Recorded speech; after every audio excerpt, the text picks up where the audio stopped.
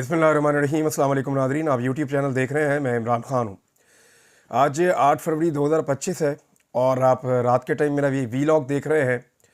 आज से ठीक एक साल पहले पाकिस्तान के अंदर तारीख की बदतरीन धांधली हुई है। जिस वक्त आप ये वीलॉग सुन रहे हैं, इस वक्त नताइज को बदला जा रहा था। सारा दिन पाकिस्तान की आवाम को फतह हासिल हुई। पाकिस्तान की आवाम ने अपनी मर्ज़ी से वोट डाला, अपनी मर्ज़ी के कैंडिडेट्स को वोट डाला। लेकिन शाम होने के बाद जब नताइज आने का सिलसिला शुरू हुआ तो 180 नशस्तों पे पाकिस्तान तहरीक-ए-इंसाफ आगे चल रही थी। मैंने आपको लगभग 11 बजे के करीब रिपोर्ट किया था। 11 से 12 बजे के बीच में मैंने एक वीलॉग किया था। उसमें मैंने आपको ये बताया था 8 तारीख की रात को, ठीक एक साल पहले, कि अब तक की जो इंफॉर्मेशन है, और ये इंफॉर्मेशन पाकिस्तान के सारे नेशनल टीवी पे चल रही है, कि 179 सीटों के ऊपर 179 नशस्तों पे पाकिस्तान तहरीक-ए-इंसाफ आगे चल रही है। और अब नताइज रोक दिए गए हैं और आने वाले वक्त में क्या होगा इसके बारे में हम कुछ कह नहीं सकते। और उसके बाद जो हुआ वो पूरी कौम ने देखा कि पूरी कौम का मैंडेट जो है वो बूटों तले रोन दिया गया। इसमें कौन कौन जिम्मेदार था? देखें, इसमें सबसे पहली जिम्मेदारी जो है वो इलेक्शन कमीशन ऑफ पाकिस्तान की है, जिनकी ये जिम्मेदारी थी कि उन्होंने फ्री एंड फेयर इलेक्शन करवाना था। लेकिन उन्होंने फ्री एंड फेयर इलेक्शन नहीं करवाया, बल्कि वो कंप्रोमाइज़ हो गए। एक और रिस्पॉन्सिबिलिटी पाकिस्तान की मिलिट्री एस्टेब्लिशमेंट की है, क्योंकि उन्होंने दबाव डाला था इलेक्शन कमीशन ऑफ पाकिस्तान पे, और उनके दबाव की वजह से इलेक्शन कमीशन ऑफ पाकिस्तान ने वही किया जो उन्हें हुक्म दिया गया। क्योंकि इलेक्शन कमीशन ऑफ पाकिस्तान के बारे में बहुत पहले से इमरान खान साहब ये कहते रहे कि वो एक टाउट है। अभी भी इमरान खान साहब उसको एक टाउट कहकर बुलाते हैं कि वो एस्टेब्लिशमेंट के इशारों के ऊपर नाचने वाला बंदर है। खान साहब ये कहते हैं। अब वो उसने साबित भी किया, उसने कौम का मैंडेट छीन कर ये साबित भी किया। ये हुआ किस तरह? देखिए, इसके अंदर जाली फॉर्म 47 जारी किए गए, क्योंकि ब्यूरोक्रेट्स को बनाया गया था आरओज, रिटर्निंग अफसरान जिनको बनाया गया था, जिन्होंने नताइज मुरतब करने थे, वो आरओज थे। पोलिंग स्टेशन से नताइज कुछ और आ रहे थे, वहाँ से जो असली फॉर्म 45 आ रहे थे उनके मुताबिक पाकिस्तान तहरीक-ए-इंसाफ के कैंडिडेट्स आगे चल रहे थे। लेकिन जैसे ही ये नताइज पहुँचते थे आरओ के दफ्तर में, तो वहाँ पे जब फॉर्म 45 की बुनियाद पे फॉर्म 47 मुरतब किया जाता है, यानी होता यह है, मिसाल के तौर पे एक हलके में 400 पोलिंग स्टेशन हैं। उन 400 पोलिंग स्टेशन में से 400 फॉर्म 45 आएंगे। उन 400 फॉर्म 45 के नतीजे में एक फॉर्म 47 बनेगा और पता चल जाएगा कौन जीता कौन हारा। लेकिन हुआ यह है कि जो फॉर्म 45 आए 400 हलकों में से, उनके मुताबिक फैसला नहीं बनाया गया, बल्कि जाली फॉर्म 47 जारी कर दिए गए, जिसमें मनपसंद उम्मीदवार जितवा दिए गए। ये अब करैक्टर आ गया आपका मिलिट्री एस्टेब्लिशमेंट का भी, आरओस का भी आ गया, ब्यूरोक्रेसी भी इन्वॉल्व हो गई। फिर पुलिस ने क्या किरदार अदा किया? जहां पे पाकिस्तान तहरीक-ए-इंसाफ के लोग अपने नताइज लेने के लिए डट गए और पहुंचे, वहां पे पुलिस ने और सिक्योरिटी फोर्सेज ने उनके ऊपर टॉर्चर किया, उन्हें गिरफ्तार किया, उन्हें वहां से भगाया। तो एक किरदार इनका भी आ गया। उसके बाद अदलिया का रोल, जो है वो पहले दिन से था। कादी फायद ईसा ने सहूलतकारी की थी। कादी फायद ईसा साहब ने पहले इंतखाबी निशान छीना, उसके बाद जो कुछ भी हुआ, लेवल प्लेइंग फील्ड नहीं थी। इनको एक रैली करने की, कॉर्नर मीटिंग करने की इजाज़त नहीं थी, झंडा उठाने की इजाज़त नहीं थी पीटीआई का। और इसके बावजूद लोगों ने पाकिस्तान तहरीक-ए-इंसाफ को बड़े पैमाने पर वोट डाले। अब ये अदलिया का एक कसूर था कि अदलिया ने बाद में इसके ऊपर फैसले नहीं किए। यानी ये मामला बाद में अदलिया में जाना था ना, अदलिया ने इंसाफ दिया ही नहीं। आज एक साल गुजरने के बावजूद पाकिस्तान का जाली इलेक्शन वहीं पे खड़ा है और एक जाली हुकूमत बैठी हुई है, वो जाली तरह के फैसले कर रही है। ये एक साल गुजरने के बाद इमरान खान साहब ने अनाउंस किया कि यौम स्याह मनाया जाएगा। जब उन्होंने अनाउंस किया तो फिर सियासी इंतकाम की कार्रवाइयाँ शुरू हो गई। दोबारा से गिरफ्तारियाँ, छापे, रस्ते बंद, ये कर देंगे वो कर देंगे, बहुत कुछ करके इन्होंने देखा। लेकिन इसके बावजूद आज के दिन की जो रिपोर्ट है वो मैं आपके सामने रख देता हूँ। एक तो मैं आपको ये कहूँ कि पंजाब ने तबाहियाँ फेर दी, तो ऐसा बिल्कुल नहीं हुआ, बिल्कुल नहीं हुआ। जब तक पंजाब के अंदर फस्तायत जारी रहेगी, देखें, पाकिस्तान तहरीक-ए-इंसाफ एक सियासी जमात है। उन्होंने बहुत मार खा के दिखाई है, बड़ी उन्होंने रेजिलियंस शो की है, बड़ी मजबूती के साथ पाकिस्तान तहरीक-ए-इंसाफ खड़ी रही है, ये एक हकीकत है। लेकिन इसके बावजूद वो एक सियासी जमात है, अस्करी जमात नहीं है। तो जब आप रियासत और हथियार लेकर आते हैं तो उसके बाद वो कोशिश करते हैं कि तसादुम से गुरेज करें, और ये इससे फ़ायदा उठाना चाहिए रियासत को, कि अगर खुदा न खास्ता किसी दिन लोगों ने ये कोशिश करना छोड़ दी कि तसादुम से गुरेज किया जाए, तो फिर हमारे पास बाद में रास्ता क्या बचेगा? आप लोगों को बुलाते रहेंगे और लोग आपकी बात नहीं सुनेंगे, खुदा ना खास्ता अगर ऐसा माहौल आ गया तो। लेकिन बदतरीन फस्तायत के बावजूद पंजाब निकला जी। पंजाब के बेशतर शहरों से जो फुटेजेस अब तक मुझे मौसूल हुई हैं, उनके मुताबिक तो जनूबी पंजाब हो, वस्ती पंजाब हो या अपर पंजाब हो, हर तरफ से लोग निकले हैं। बड़ी तादाद में निकल के लोगों ने एहतजाज किया है और ये इस लेवल का एहतजाज है कि इसको आप कह सकते हैं कि जी ये मुतासिर कुन एहतजाज है। इस माहौल के अंदर जब पूरे पंजाब को पुलिस स्टेट बनाया गया है, इसके बावजूद लोगों का निकल आना ये बड़ी बात है। ख़वातीन का और नौजवानों का इसमें बड़ा अहम किरदार है। जो पंजाब में एहतजाज हुआ, इसमें आलिया हमजा साहिबा को हमने देखा, महर अब्दुल सत्तार को देखा, हमाद अदर साहब निकले, कसूर में मैं देख रहा था बड़ी अच्छी वीडियोज़ आ रही थी एहतजाज की, मंडी बहाउद्दीन से, मुल्तान से। गुजरात में एक अजीबोगरीब किस्म का एहतजाज हुआ, सियालकोट में भी एहतजाज हुआ, फैसलाबाद में एहतजाज हुआ, जनूबी पंजाब के कई अजला हैं, मैं सबका नाम नहीं ले पाऊँगा, मियांवाली में एहतजाज हुआ। लेकिन एक चीज़ बड़ी इंटरेस्टिंग जो गुजरात में हुई, वहाँ पे तो खुली दहशतगर्दी की गई पाकिस्तान तहरीक इंसाफ की जानिब से और पुलिस को मुकम्मल तौर पे बेबस कर दिया गया। गुजरात के शहरियों ने बहुत सारे गुब्बारे जो हैं, बैलून जो हवा में उड़ने वाले गुब्बारे होते हैं, हीलियम गैस वाले, वो बहुत सारे गुब्बारे तैयार किए और उनके साथ पाकिस्तान तहरीक इंसाफ के झंडे बांध के हवा में छोड़ दिए। अब ना पुलिस उन्हें पकड़ सकती है, पुलिस के पास हेलीकॉप्टर भी नहीं है, कोई ऐसा इंतज़ाम भी नहीं है। तो गुजरात की फ़िज़ाओं में बड़े लंबे अरसे के बाद पाकिस्तान तहरीक इंसाफ के झंडे कोई इधर से उधर जा रहा है, कोई उधर जा रहा है, तो झंडे लहरा रहे थे।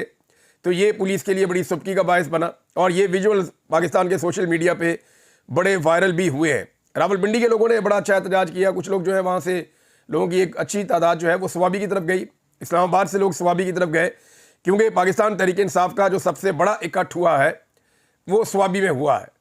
स्वाबी के अंदर, यानी अगर आज के दिन को आप देखें तो पहले स्वाबी जलसे में बात कर लेते हैं, फिर आज के दिन का एनालिसिस करते हैं कि तहरीक इंसाफ कामयाब हुई है या नाकाम हुई है।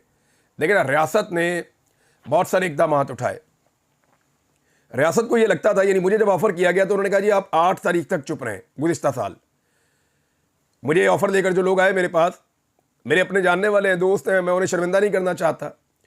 उन्होंने कहा इमरान भाई ऑफ़र आपके लिए ये है कि आप 8 फरवरी 2024 तक चुप रहें, 9 फरवरी से आप जो मर्जी करें।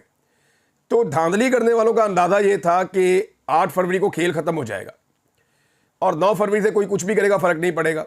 लेकिन असल खेल तो शुरू हुआ 9 फरवरी से, जब पाकिस्तान की आवाम ने हार मानने से इनकार कर दिया। लीडर जेल में बैठा हुआ है, जब भी उसने कॉल दी लोग बाहर निकल आए। तो अब 1 साल गुजरने के बाद सिचुएशन ये है कि दफ़ा 144 भी लगानी पड़ती है, लोगों को गिरफ्तार भी करना पड़ता है, छापे मारने पड़ते हैं। अपोजिशन लीडर को आज़ाद कश्मीर से गिरफ्तार कर लिया, वहाँ पर भी एहतजाज चल रहा है, सारा दिन चलता रहा मुख्तलिफ जगहों पर। तो अगर आप प्लस और माइनस करें तो ये पता चलता है कि गोलियाँ चलाने के बावजूद, लापता करने के बावजूद, टॉर्चर करने के बावजूद, ज़बरदस्ती हुकूमतें बनाने के बावजूद ये लोगों ने हार नहीं मानी, लोग पीछे हटे नहीं। यानी नॉर्मली ऐसा होता है ना कि लोगों का एक स्टेमिना होता है कि ठीक है यहाँ तक हम चलेंगे, इससे आगे हम कहाँ जाएंगे। तो लोग एक वक्त आती है, लोग कहते हैं ठीक है भाई इनकी हुकूमत बन गई है, दोबारा इलेक्शन आएगा तो देखेंगे। लेकिन यहाँ पे लोगों को सब्र नहीं आ रहा। उसकी 2 बड़ी वजूहात हैं। एक, ये हुकूमत डिलीवर नहीं कर पा रही, अगर ये डिलीवर कर रहे होते तो शायद लोगों को सब्र आ जाता। दूसरी वजह यह है कि लोगों का जो लीडर है वो जेल के अंदर है, तो लोगों को ये लगता है कि वो एक ज्यादती भी हो रही है। तो जब आप इन दोनों फैक्टर्स को देखते हैं तो लोगों को सब्र नहीं आ रहा और लोग लगातार एहतजाज कर रहे हैं। स्वाबी वाला जो जलसा हुआ वो एक बड़ा तगड़ा जलसा था और पाकिस्तान तहरीक इंसाफ ने स्वाबी के अंदर जो बड़े पावर शोज़ किए उनमें से एक था। लोगों की बहुत बड़ी तादाद पहुंची है, तकारीर बड़ी जज्बाती थी वहाँ पे। उसके हवाले से हम अगले वीलॉग में बात करेंगे, क्योंकि यहाँ पे मेरे पास इमरान खान साहब के हवाले से जो ख़त मैंने आपको पिछले वीलॉग में पहले भी इंकशाफ कर दिया था हमने कि इमरान खान साहब का एक ख़त और आने वाला है आर्मी चीफ के नाम, और अभी ये सिलसिला रुका नहीं है। अभी आप देखते जाएं तमाशा होगा क्या और ये वजह क्या है वो भी आपको मैं बताता हूँ। लेकिन जो स्वाबी वाला जलसा है वो एक तगड़ा पावर शो था। उसने ये बताया कि गोलियां चलने के बावजूद लोगों ने इमरान खान का साथ नहीं छोड़ा। अब ये पाकिस्तान तहरीक इंसाफ को इससे सबक सीखना चाहिए कि जब लोग इमरान खान के साथ खड़े हैं तो तहरीक इंसाफ की क़यादत को लोगों के साथ खड़े होना चाहिए। जो कुछ 26 नवंबर को इस्लामाबाद डी चौक में हुआ उसके लिए पाकिस्तान तहरीक इंसाफ की एफर्ट बहुत कम है। तहरीक इंसाफ को ये बात समझनी होगी कि जिनके दरवाजे पे लीडरशिप जाने की कोशिश करती है या तहरीक इंसाफ की लीडरशिप जहां मामलात को तय करने की कोशिश करती है उनकी तरफ से हमेशा मायूसी होती है और आवाम की तरफ से कभी मायूसी नहीं होती। अवाम ने इमरान खान की कॉल पे हमेशा लब्बैक कहा है। तो अब पाकिस्तान तहरीक इंसाफ को अवाम पे भरोसा करना पड़ेगा और आने वाले दिनों में दिखाई भी यही दे रहा है, क्योंकि ये निज़ाम इमरान खान को बगैर डील के छोड़ेगा नहीं और इस निज़ाम की मर्जी की डील करके इमरान खान बाहर आएगा नहीं।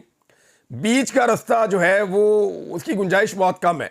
यानी अगर मैं परसेंटेज में बताऊं तो 90% उम्मीद है कि बीच का रास्ता नहीं निकलेगा।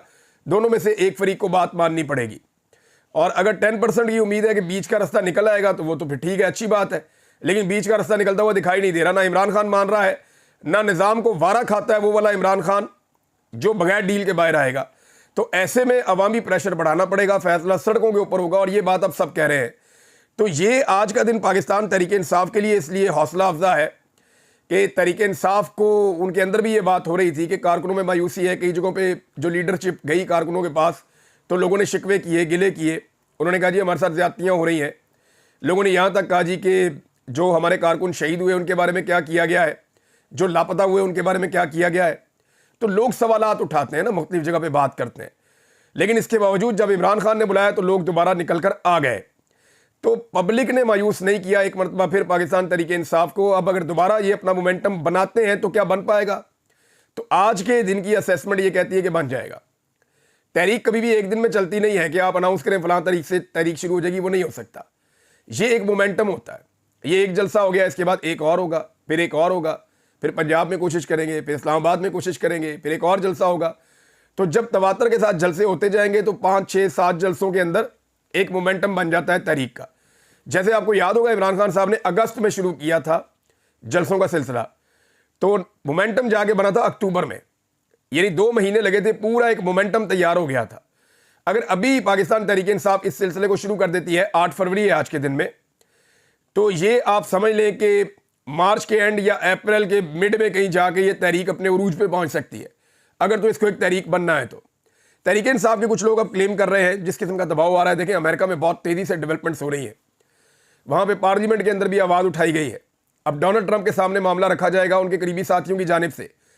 जो विल्सन जो है वो आम आदमी नहीं है, ये 3-4 बड़ी इंपॉर्टेंट कमेटी है, उनका मेंबर है। उनमें एक कमेटी वो है जो ये फैसला करती है कि फौजी इमदाद किन मुल्कों को दी जाएगी और किन वजूहात पे दी जाएगी।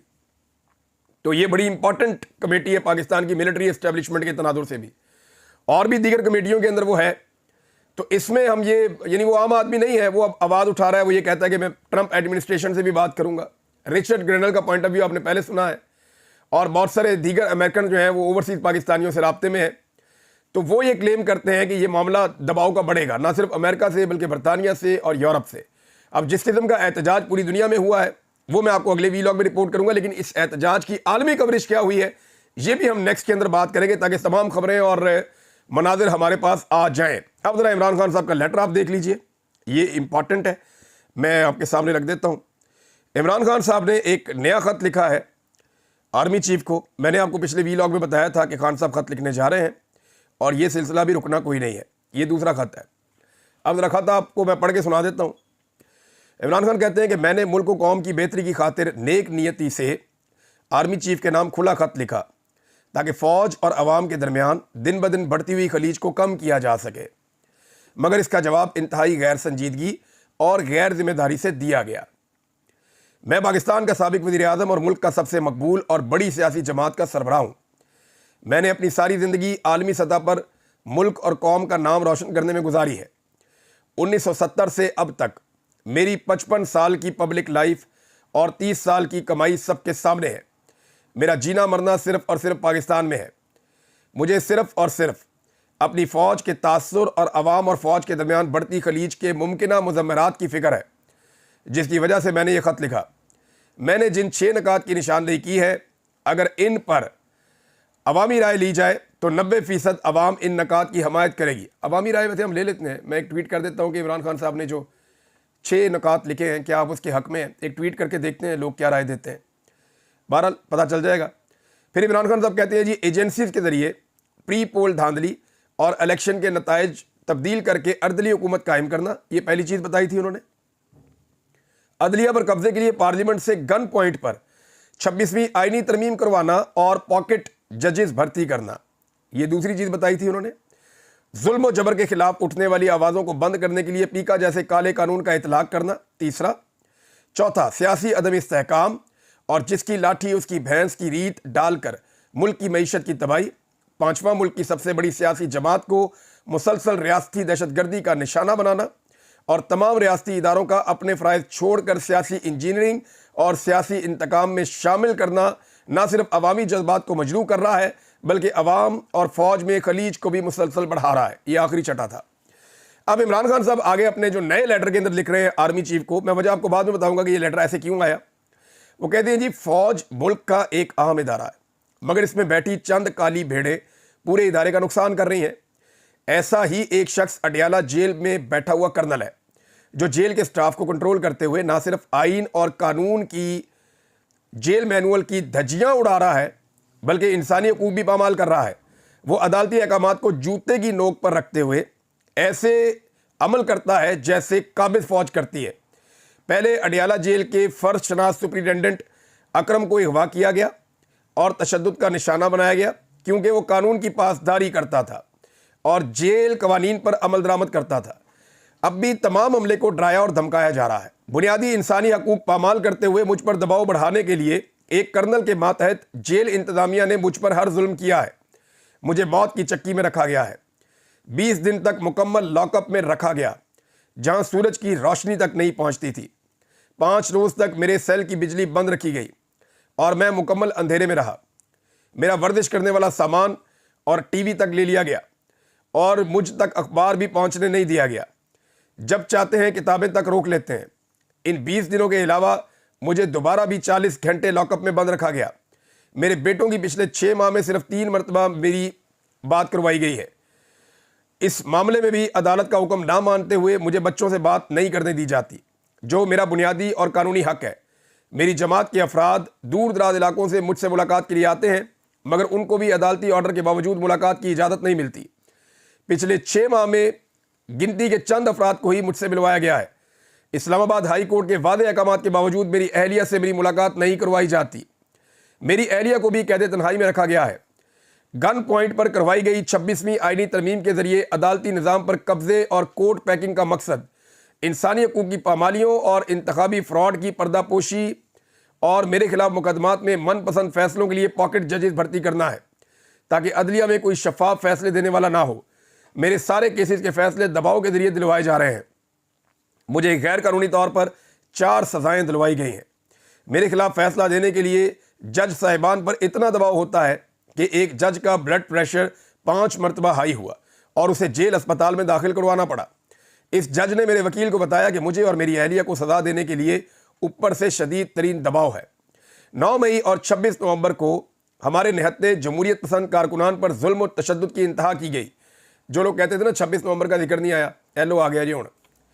अब उसमें इमरान खान साहब कह रहे हैं जी कि 9 मई और 26 नवंबर को हमारे निहत्ते जमहूरियत पसंद कारकुनों पर जुल्म और तशद्दुद की इंतहा की गई। पुरअमन शहरियों पर सीधी गोलियां चलाई गईं। सियासी इंतकाम की आड़ में 3 साल में लाखों शहरियों के घरों पर छापे मारे गए। हमारे 20,000 से जायद वर्कर्स और सपोर्टर्स को गिरफ्तार किया गया और सैकड़ों को अगवा करके तशद्दुद का निशाना बनाया गया।